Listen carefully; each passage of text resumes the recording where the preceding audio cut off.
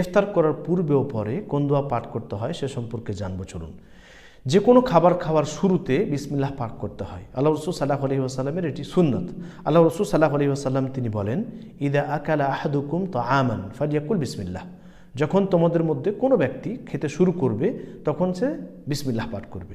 ফাইদা নাসিয়া ফি আউয়ালিহি, যদি সে ভুলে যায় বলতে। অনেক সময় এরকম হয় যে আমরা বিসমিল্লাহ বলতে ভুলে গেছি, তখন আমরা কি পড়ব? তখন আমরা পড়ব বিসমিল্লাহি ফি আউয়ালিহি ওয়া আখিরিহি, বা বিসমিল্লাহি আউয়ালাহু ওয়া আখিরাহু। অনেকেই আমরা ইফতারের সময় আল্লাহুম্মা লাকা সুমতু এই দোয়াটি পাঠ করে থাকি। এ সম্পর্কে অধিকাংশ মুহাদ্দিসিন ইকরামগণ বলেন যে এই হাদিসটি বা এই দোয়াটি যায়িফ বা দুর্বল। ফলে আমরা এই দোয়াটি পাঠ না করে আমরা ইফতার করার পর এই দোয়াটি পাঠ করব, যে দোয়াটি সহিহ সানাদে বর্ণিত রয়েছে। আল্লাহ রসুল সাল্লাল্লাহু আলাইহি ওয়াসাল্লামের এই হাদিসটি আব্দুল্লাহ ইবনে ওমর রাদিয়াল্লাহু তাআলা আনহু থেকে বর্ণিত। রসুল সাল্লাল্লাহু আলাইহি ওয়াসাল্লাম যখন ইফতার করতেন তখন বলতেন, যাহাবাদ দামাউ ওয়াবতাল্লাতিল উরুকু ওয়া সাবাতাল আজরু ইনশাআল্লাহ। তো এই দোয়াটি আমরা পাঠ করার চেষ্টা করব। এটি শুদ্ধ সানাদে বর্ণিত রয়েছে।